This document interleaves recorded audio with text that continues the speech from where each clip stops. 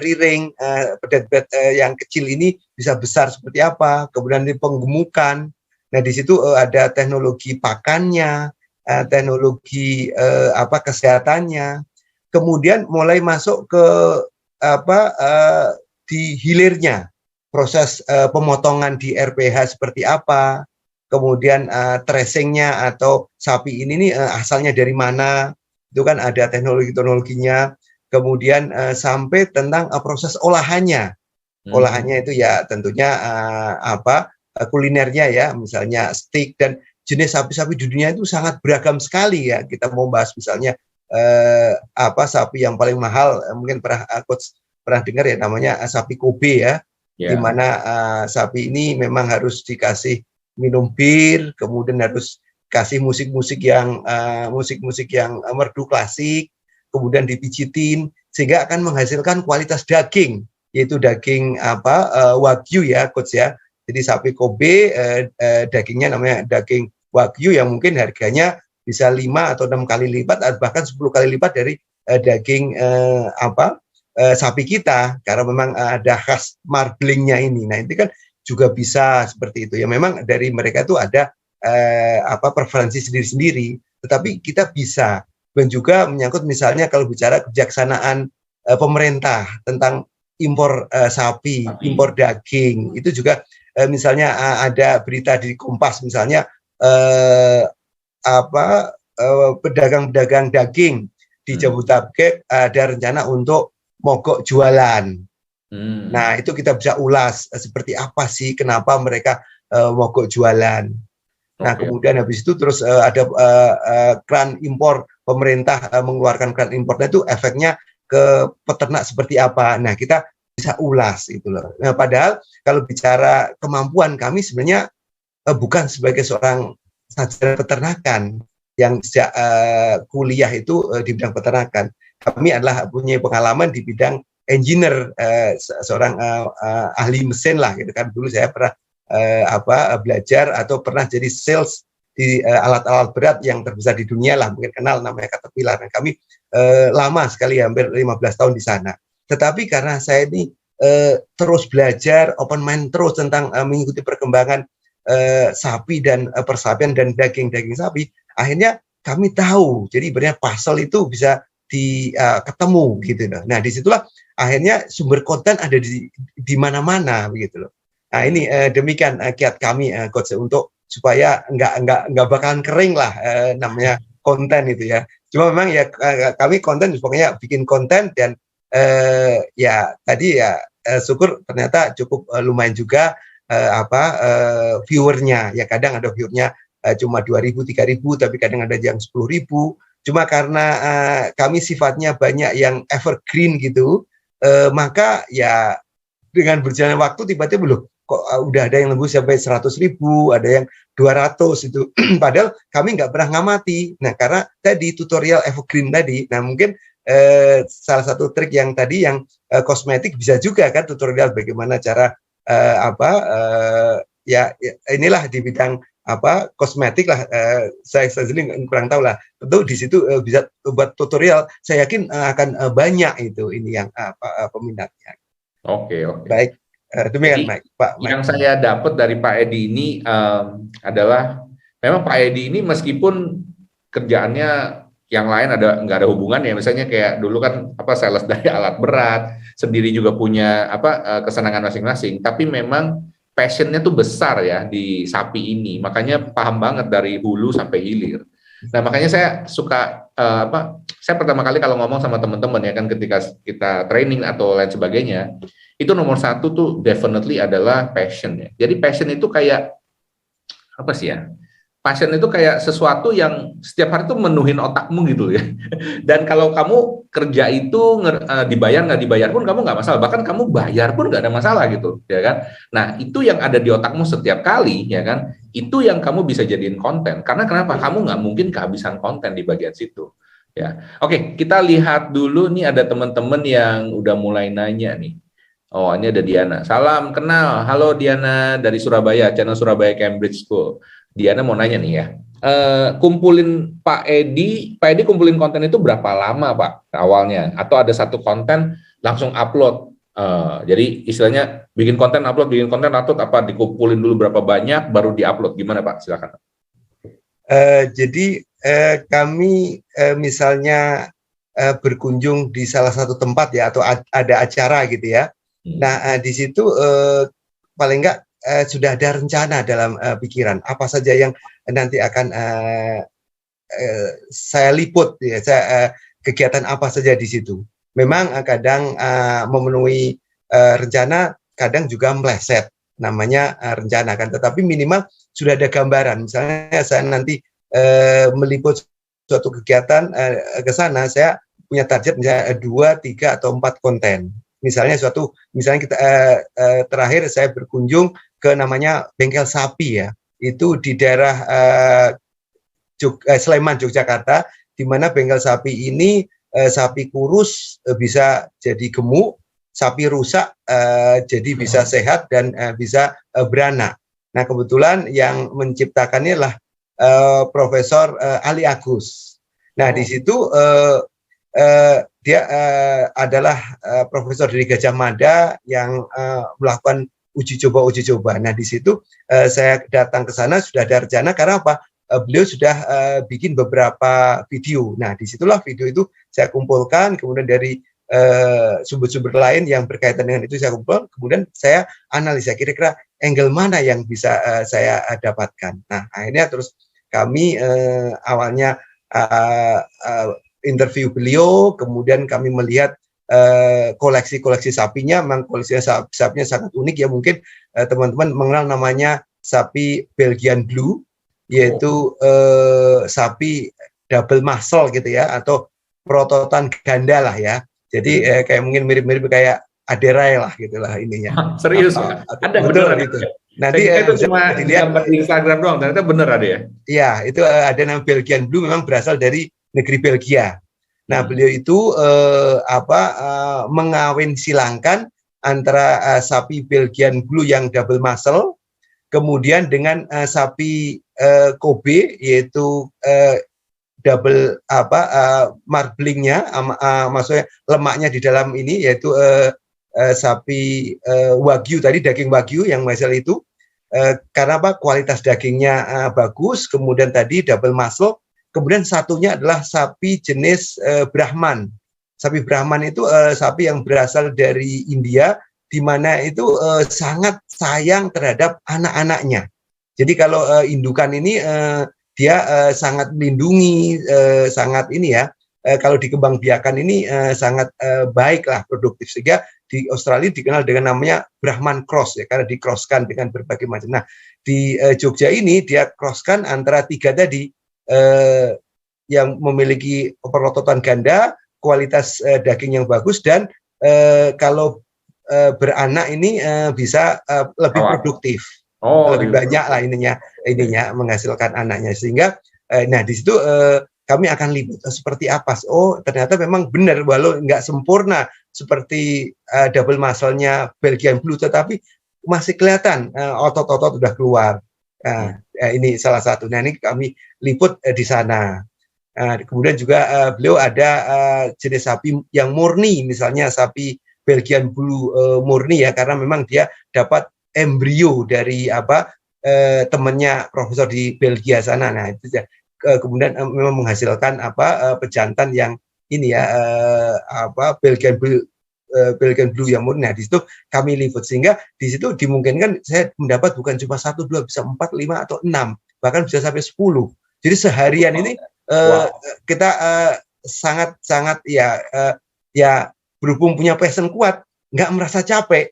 Tahu-tahu hari berikutnya loh, kok badan-badan pada pegel-pegel gitu loh. Nah inilah yang dimaksud dengan tadi Pak Mike ya, passion itu loh. Nah, itu ya. Iya. Oke. Jadi untuk menjawab Diana tadi ya, intinya kalau misalnya kalau misalnya Pak Edi sama tim ngunjungin satu tempat atau event gitu ya, mereka tuh udah punya plan di awal. Dan ini menurut saya yang bagus ya, mindsetnya ya. Jadi pertama kali tuh mindset kita tuh jadi gini, mindset saya dulu juga oh bikin satu upload. Tapi kalau bikin kayak gitu, itu pasti lama dan pasti capek, ya kan? Paling enak itu saya selalu ajarin dulu ya kan.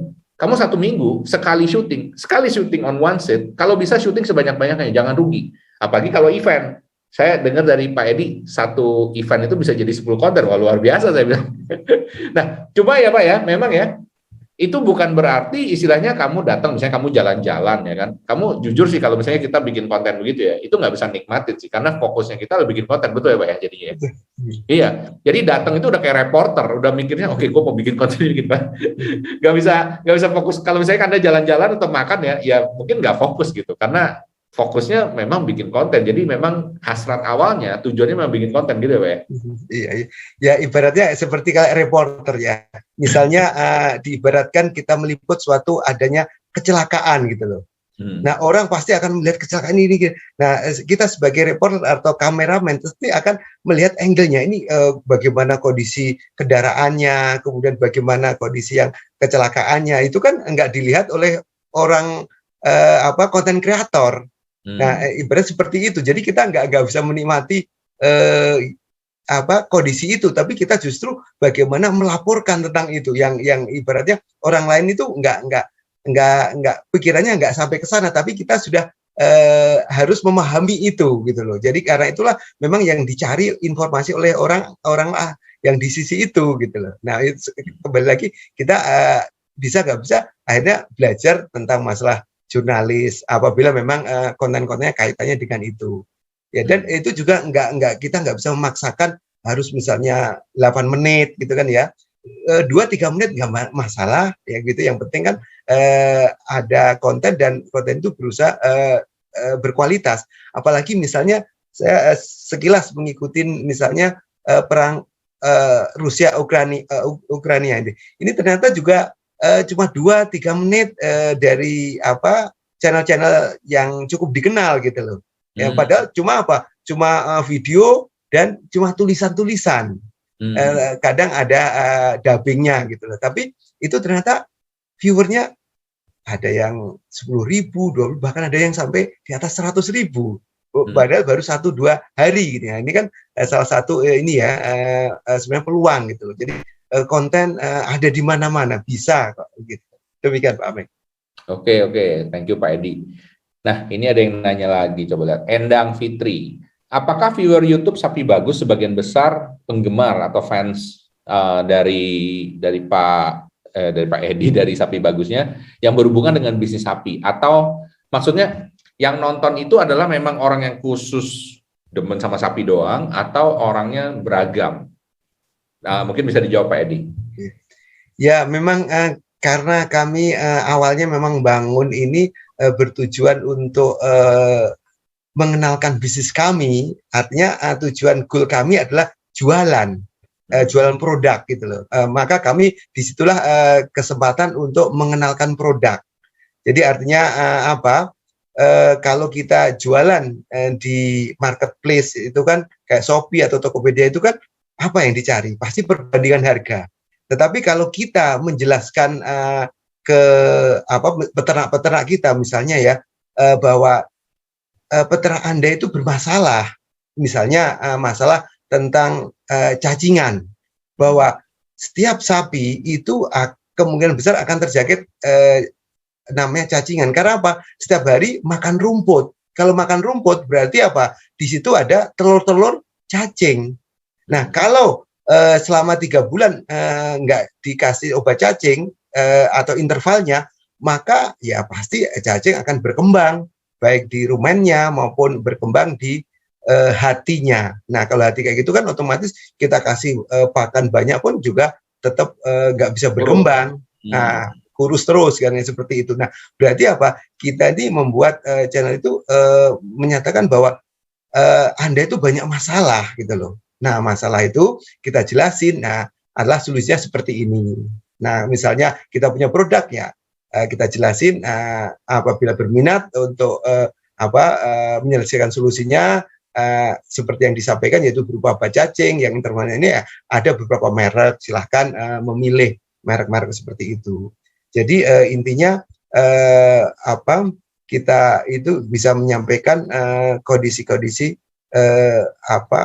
audiens kita. Nah, karena sapi bagus tuh titik beratnya ke peternak ya itu. Namun bukan berarti seperti McD itu kan jualan burger ya, tapi kan juga bisa jualan kopi, juga jualan cake atau roti-roti juga kan itu kan. Nah, sama juga apakah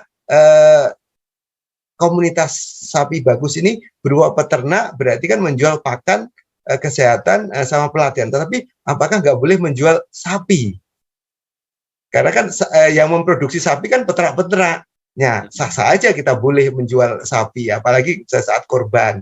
Nah, seperti itu. Jadi dimungkinkan di luar komunitas itu. Tetapi seperti yang saya sampaikan tadi, teman-teman coba lagi klik Setia Farm. Itu dia lebih ke entertain-nya. Yang saya cerita sudah di atas 1 juta subscriber itu. Jadi yang lihat siapa? Ya anak-anak SD, SMP, karena suka melihat hiburan. Bagaimana nggak hiburan? Dia ini posisinya ada di daerah terpencil, ya pinggir laut di daerah Purworejo. Nah, kemudian dia punya sapi-sapi putih yang besar, yang biasa untuk menarik gerobak. Bayangin dia gerobaknya ditaruh di atas truk, sapinya juga ditaruh di atas truk, kemudian dibawa ke Jogja.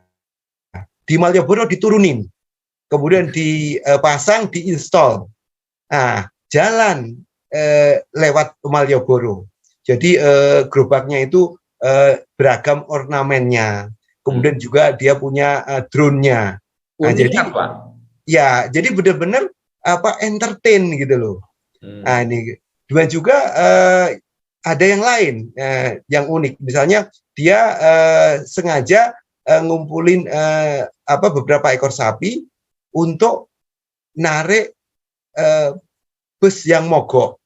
Jadi dia memang menghubungi pol bus di mana di daerah tersebut ada beberapa bus dan sengaja ditarik bus tersebut oleh sapi gitu loh. Nah, ini kan cari perhatian kan itu. Nah, itu kan entertain. Kalau buat peternak apa sih manfaatnya? Nah, tetapi karena tadi lebih ke hiburan, nah akhirnya ini. Dan juga dia kerjasama sama The Hakim kalau nggak salah itu ya. Iya. Nah, binatang-binatang tuh. Ya, betul. Itu ternyata apa? Dia beli sapi yang beratnya 1,4 ton, sapi benar-benar sapi besar raksasa. Wow. Harganya berapa? Harganya sekitar 250 juta. Wow. Padahal sapi itu kalau dipotong dijadikan daging paling harganya sekitar 60-70 juta. Kalau jadi daging gitu ya. Tapi berhubung ini buat korban, apalagi yang beli adalah seorang selebritis YouTuber. Nah, mungkin hasil dari Google AdSense-nya atau dari buat konten dari selebritisnya itu mungkin cukup untuk beli sapi yang harganya 250 juta ini. Nah, ini kan bentuk-bentuk yang memang nggak mesti harus komunitas yang bersangkutan gitu loh. Ada juga komunitas yang bersangkutan melihat ini. Bahkan saya amati di awal-awal channel dia itu berusaha seperti kami itu lambat perkembangannya. Tapi giliran dia masuk ke dunia hiburan sapi ini, wah akhirnya jadi boom. Legit. Iya, gitu. Termasuk yang terakhir sempat saya interview itu dia juga menarik bajak di sawah, sapi-sapi yang besar itu, dan itu dikomersialkan dan disut itu. Ternyata juga banyak orang anak-anak yang dari perkotaan datang ke sana untuk menikmati hiburan-hiburan itu. Nah, ini salah satu. Jadi moga-moga bisa menjawab lah ya. Jadi nggak mesti harus channel yang bersangkutan sesuai dengan bidangnya, sesuai dengan arahnya aja. Seperti apa mau dikemanakan. Demikian Pak Mik. Oke. Nah, thank you banget insight-nya Pak Edi. Jadi saya mencoba merangkum tadi ya. Jadi kalau saya rangkum sih kayaknya ya seperti Pak Edi ngomong ya kan, channel kamu nih ditujukan buat siapa gitu kan. Kamu udah jelas dulu sasaranmu siapa, apa yang mau kamu tawarkan di situ. Kalau Pak Edi punya obviously karena ngomongin mengenai tujuannya tuh pengen jualan ya kan, makanya akan lebih mengarah ke edukasi, ya kan, ke edukasi ke orang-orang yang memang quote unquote peternak sapi, itu targetnya, ya. Karena kita mengarahkan kontennya seperti itu, pasti yang nonton akan lebih banyak orang yang memang ya pengen tahu gimana cara beternak sapi, ya kan, gimana cara bikin sapinya gemuk, ya kan, gimana cara hilangin cacing dan lain sebagainya gitu. Nah, tapi tidak menutup kemungkinan kalau misalnya sapi ini, ya kan, juga bisa masuk ke dunia hiburan. Seperti tadi salah satu temannya Pak Edi, ya kan, kalau di sini seperti kayak channel kompetitor, ya kan. Nah, dia ini masuknya ke ranah yang berbeda, sama-sama sapi, ya kan. Bahkan yang luar biasa, dia bukan dari daerah yang gimana banget, bahkan daerahnya jauh banget, ya kan, di Purworejo itu kan, ya. Dan dia bikin channel sapi tapi kemasannya hiburan. Nah, kalau kemasannya hiburan ya bocil-bocil, siapa yang senang nontonin binatang atau gimana, ya itu akan lihat semua gitu loh, ya. Jadi tergantung kita ngemasnya gimana gitu ya Pak, ya, kira-kira ya. Ya, betul Oke, Pak. ya, jadi teman-teman ya, apapun kamu punya konten, ya kan, ya itu bener banget kata Pak Edi, kamu mesti fokus dulu, ya kan, kamu mau narik orang yang kayak apa. Kalau udah tahu mau narik orang yang kayak apa, ya kamu tinggal bikin konten yang mereka suka. Ingat kan, saya sering ngomong kan, ya, bikinlah konten yang penontonmu suka, ya kan. Jangan bikin konten yang cuma kamu yang suka, kamu nggak ngerti, ya kan. Intinya gitu. Ya hasilnya akan kelihatan nanti daripada orang-orang yang komen, orang-orang yang subscribe, itu akan kelihatan dari situ. Ya, oke, kita langsung lanjut lagi. Ini Lilina nanyanya agak sedikit buka dapur nih Pak. Pak Edi, maaf mau tanya, sekarang sudah berapa digit penghasilan dari YouTube satu channel aja Pak? Oh, dia nanya kayak gitu. Kalau nggak mau dijawab nggak, kenapa Pak? Ini si Lilina. Baik, memang seperti yang saya sampaikan tadi, bahwa tujuan kami adalah untuk mengenalkan produk. Jadi monetes ini hanyalah sampingan, ya. Tetapi minimal itu bisa menutup biaya produksi. Nah, berarti kita akan mendapatkan manfaat berupa tadi promosi gratis. Yes. Jadi karena kita produksi ini, ya, misalnya kita perjalanan misalnya ke Jawa Tengah, Jawa Timur, atau yang terakhir kami pernah melakukan perjalanan ke Kalimantan, meliput kegiatan peternakan sapi di sana, itu kan perlu biaya, tapi minimal kita sudah bisa menutup untuk biaya-biaya itu, biaya akomodasi, termasuk biaya editing, karena yang pasti tadi tim kami itu ada sekitar 6 orang, yaitu edit, ada kameramen sendiri, tetapi kameramen ini merangkap jadi admin, karena memang dia suka hobi ngesut, ya. Saya sendiri juga nggak banyak tahu tentang ini shoot. Dan channel ini bukan hanya kami, memang saya yang cukup sentral, ya, tetapi saya punya junior saya yang sementara ini sudah mulai kuliah di IPB Pertanian Bogor, itu sudah mulai saya kader, karena bagaimanapun juga channel ini nggak mengambil suatu nama, tetapi mengambil merek gitu, yaitu channel Sapi Bagus TV namanya. Sapi Bagus TV ini saya membranding produk berupa sapi bagus, branding saya gitu. Nah, jadi misalnya suatu saat saya nggak ada, itu sudah ada penggantinya. Dan selain itu juga kami kadang mengundang host-host yang lain, misalnya dia expert di bidang pakan, kesehatan, seorang dokter hewan. Nah, tentunya itu juga saling mengisi di sana. Dan itu kan otomatis kami harus ngasih fee, ya, atau bayar, ya. Nah, di situ selama ini bisa ketutup untuk biaya-biaya itu. Cuma memang saya mendapatkan manfaat berupa tadi iklan yang gratis. Padahal iklan kalau di TV itu kan luar biasa mahalnya kan, itu kan. Nah, ini apalagi ini video kami ini sudah hampir mendekati 900 video ini. Wow. Dalam hampir 4 tahun lah ini, ya. 900 Pak, luar biasa. Ya, sekitar 800 berapa, tapi sudah mendekati 900 itu, ya. Yang penting pokoknya kita produksi dan seperti apa responnya begitu. Respon dan itu ternyata memang responnya bagus, banyak, ya banyakinlah di sana begitu. Demikian apa. Jadi artinya sementara ini memang belum dikatakan bisa surplus ya, tapi minimal sudah bisa impas ini untuk biaya produksi. Cuma tadi saya akan mendapatkan manfaat terutama iklan ini yang di mana di YouTube yang akan mendapatkan tingkat penjualan yang lebih bagus. Contohnya misalnya ya 3 minggu yang lalu kami menyelenggarakan pelatihan bisnis sapi, di mana setiap angkatan ini rata-rata sekitar 25 sampai 30 dan kami sudah bisa menyelenggarakan sampai angkatan ke 51. Wow. Ya. Jadi masa pandemi kemarin sempat istirahat, cuma setahun bisa 2-3 kali karena memang benar-benar dibatasi oleh aturan pemerintah. Dan kemarin bulan Maret ini kami buka lagi, Januari kami menyelenggarakan, kemudian Maret kami menyelenggarakan, itu ada sekitar hampir 30 peserta ya. Bayangin 30 peserta itu satu orang pun belum pernah kami ketemu. Jadi mereka memang benar-benar ketemu kami lewat YouTube. Wow. Dan pelatihan kami tergolong murah lah ya, sekitar 3 juta selama 2 hari itu. Tetapi pesertanya itu luar biasa. Artinya luar biasa.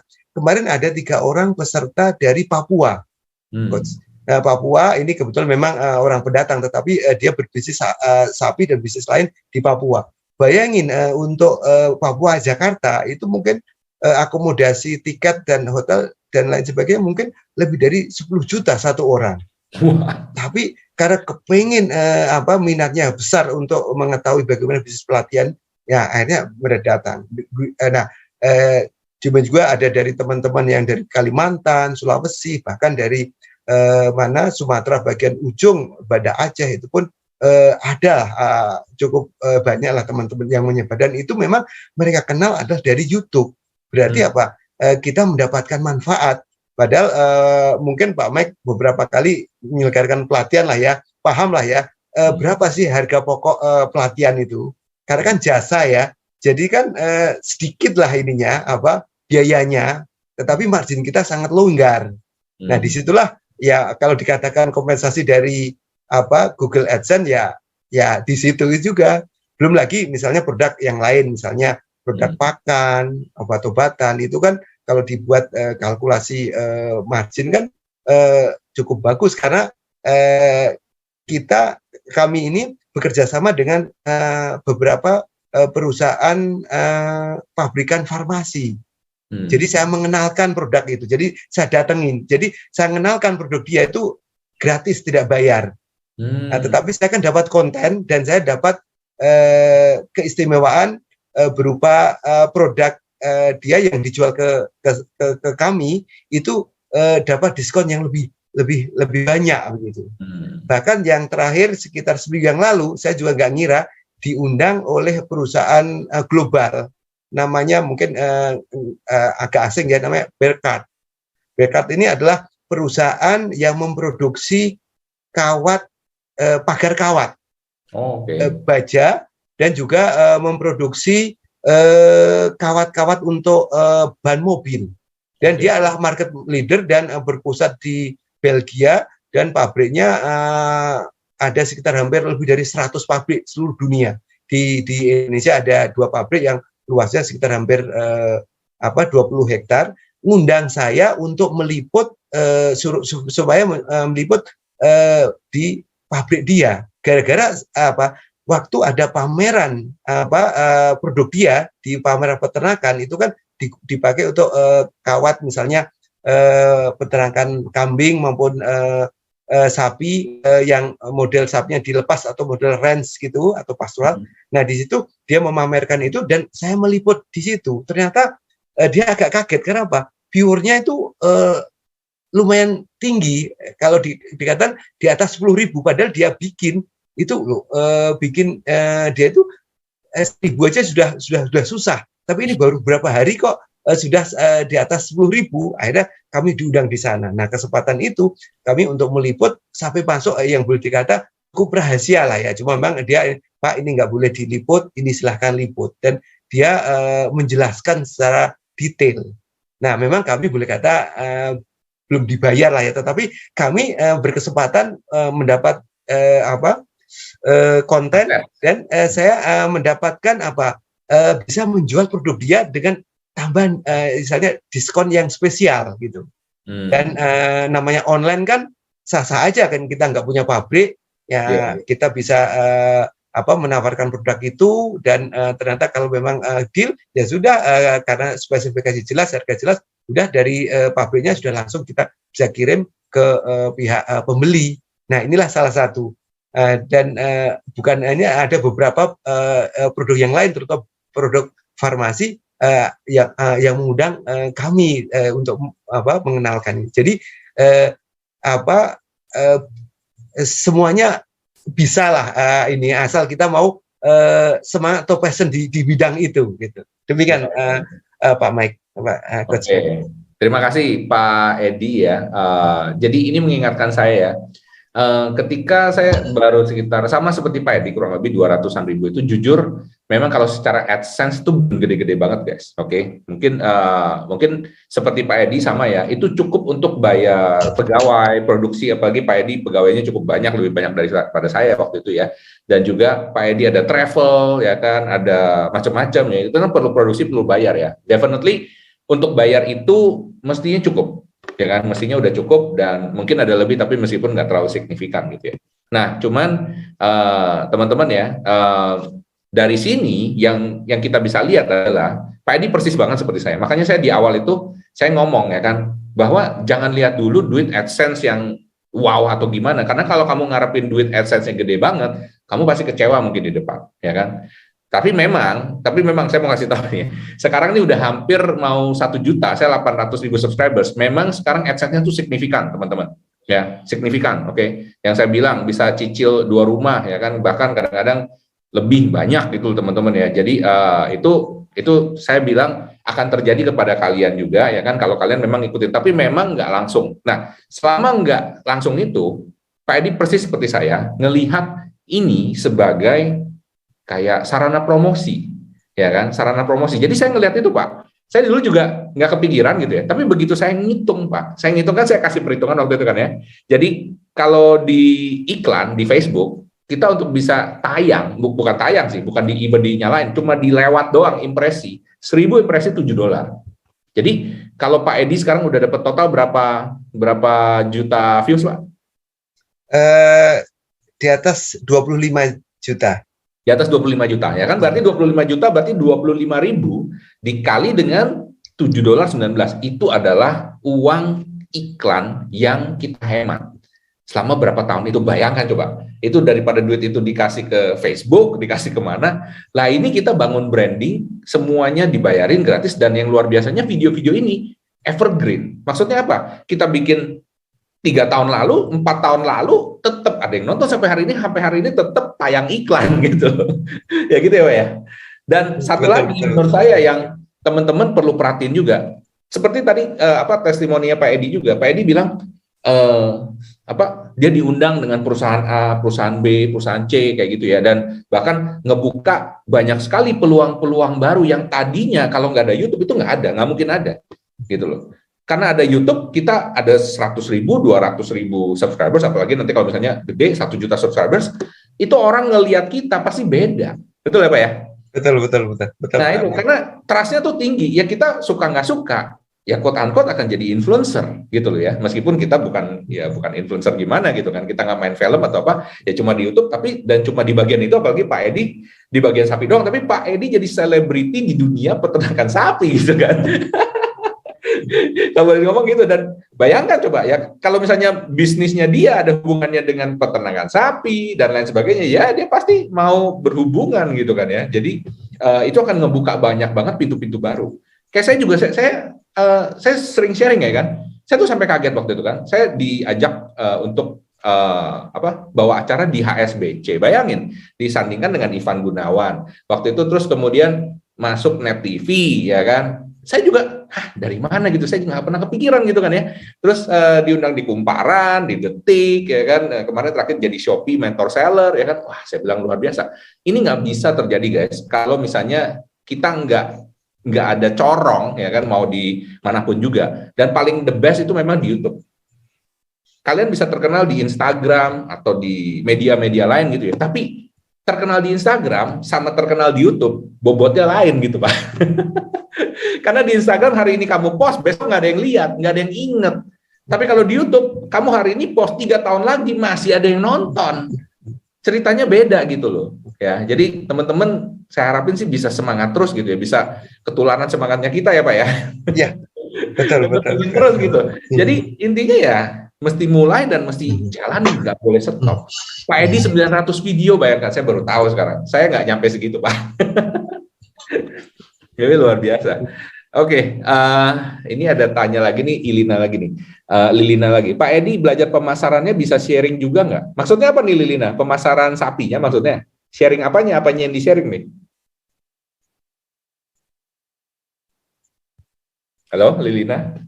Maksudnya kayak yang tadi Pak Edi ada cerita itu kayak pemasaran lewat website, bisa juga gitu kayak gitu sih, pengen tahu.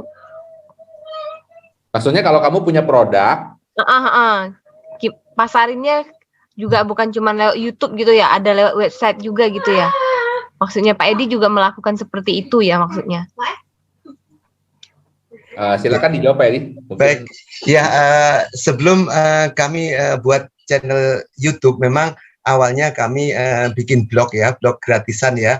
Kemudian karena merasa perlu, karena khawatir blog gratisan itu kan bisa lenyap gitu atau di ban ya, maka akhirnya kami buat blog sendiri, yaitu sapibagus.com. Nah, kenapa? Karena memang misi kita adalah suatu perusahaan minimal memang harus punya web. Karena apa? Dengan web itu kita bisa menampilkan informasi apa saja yang menyangkut masalah perusahaan kita. Itu penting sekali. Nah, di situ kita juga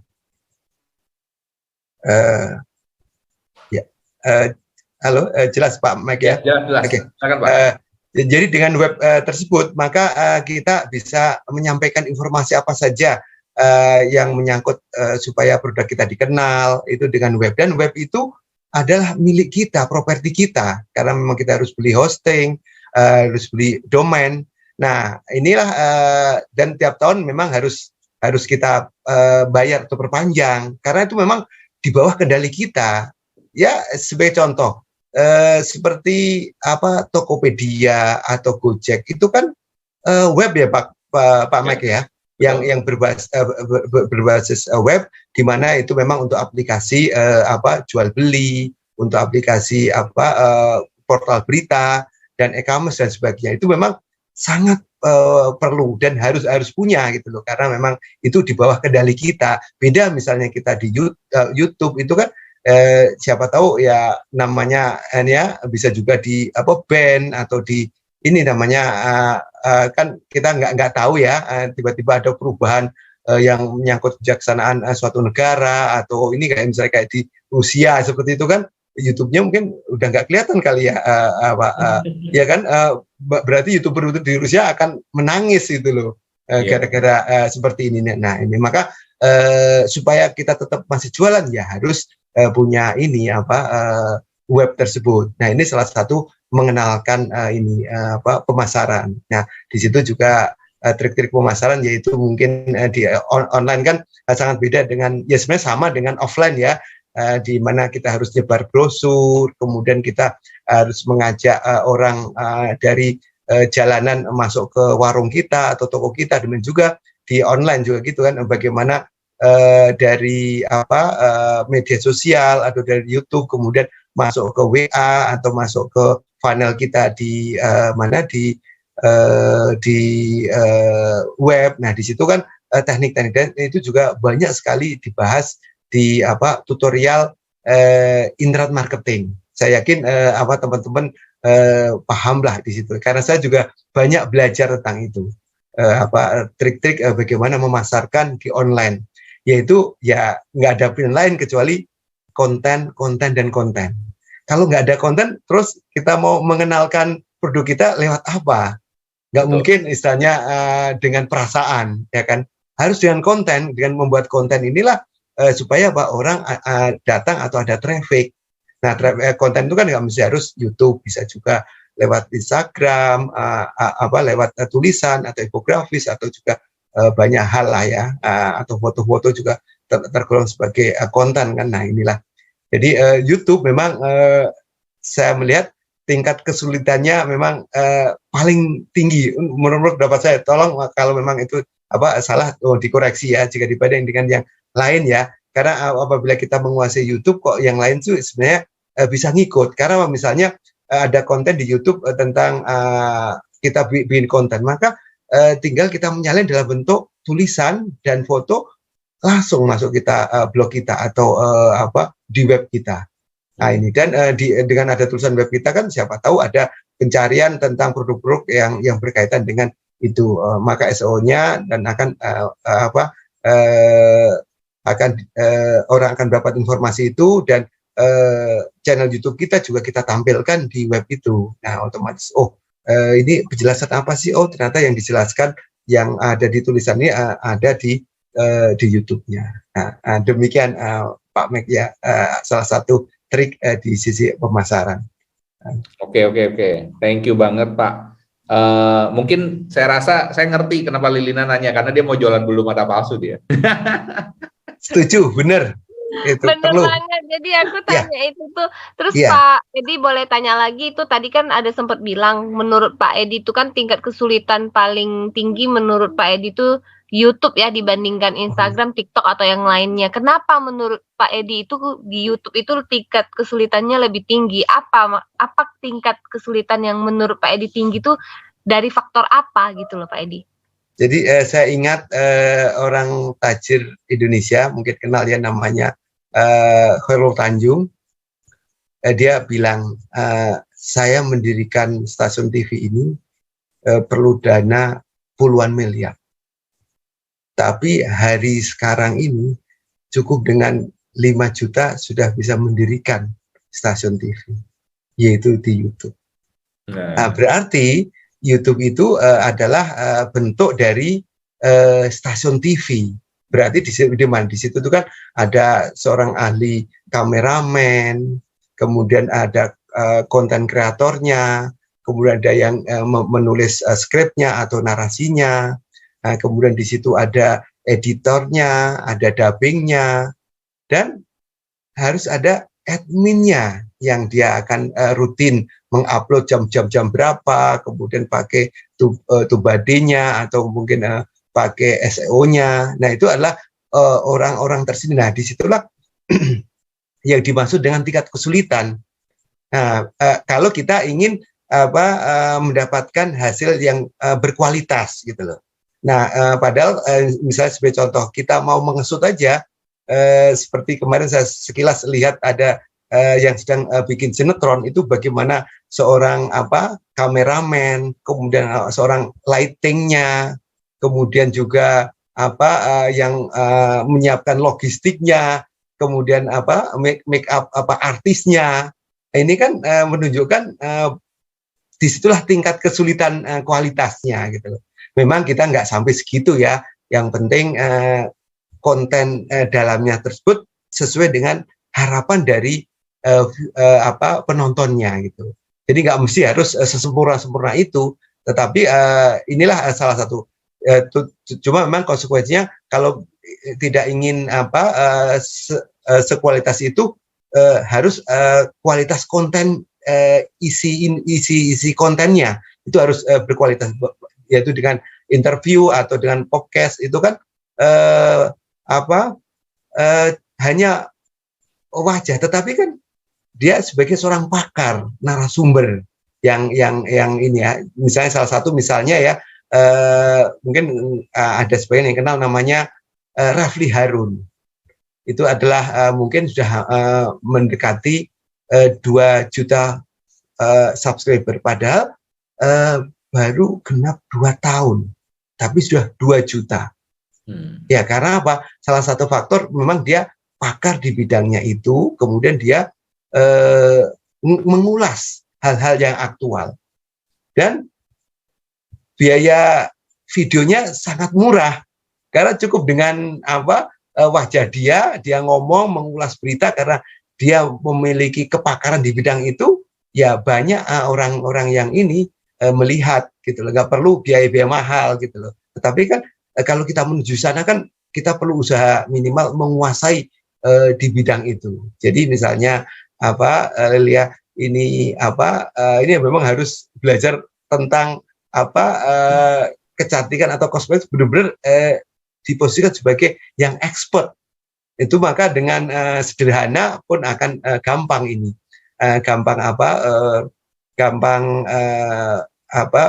Viewernya begitu banyak gitu loh. Nah, cuma gitu kan perlu waktu gitu loh.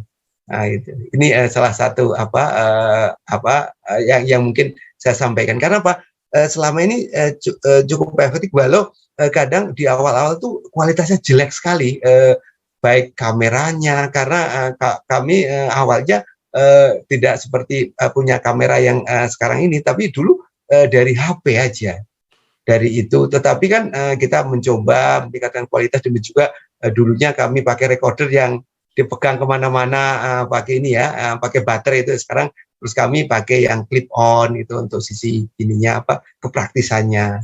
Kemudian dulu juga harus pakai dipegang kemana-mana, kita pakai stabilizer atau pakai tripod dan sebagainya. Itu bertahap sih benarnya itu. Ini dalam rangka meningkatkan kualitas lah gitu.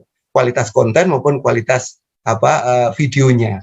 Ya, jadi ya memang nggak mesti harus demikian. Mereka masing-masing dengan kualitas sederhana pun banyak view-nya ada itu, asal tapi ya yang penting kan sesuai dengan permintaan mereka gitu loh. Permintaan yang melihat.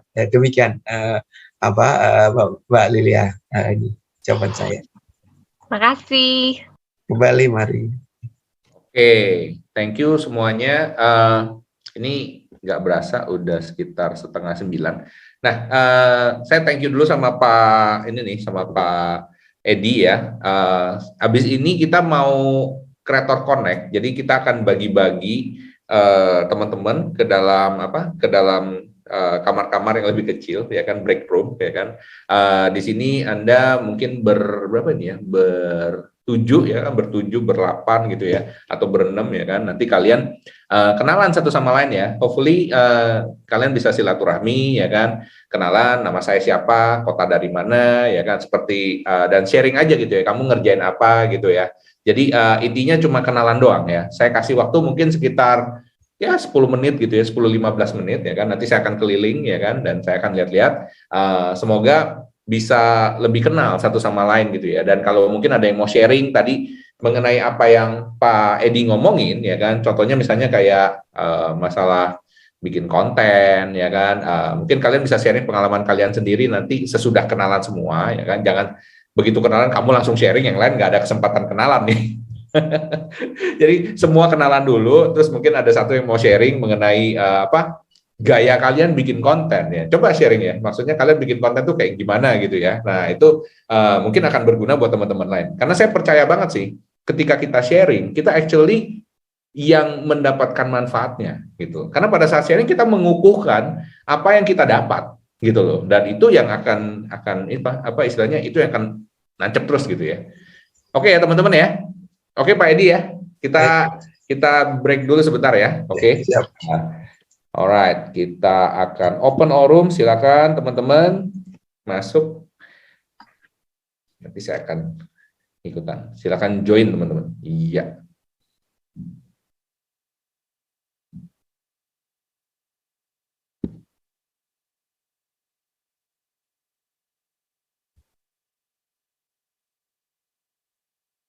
Pak Edi bisa join juga kalau mau Pak Edi.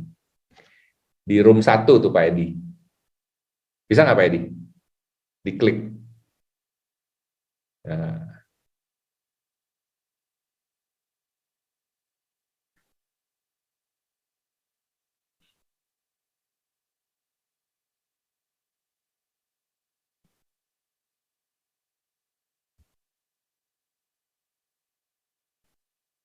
Ya buat teman-teman bisa diklik supaya join ke ininya, ke breakout rooms-nya teman-teman. Monggo yang masih di sini. Bisa diklik nggak teman-teman? Tuh. Soalnya ada yang masih nongkrong di sini nih.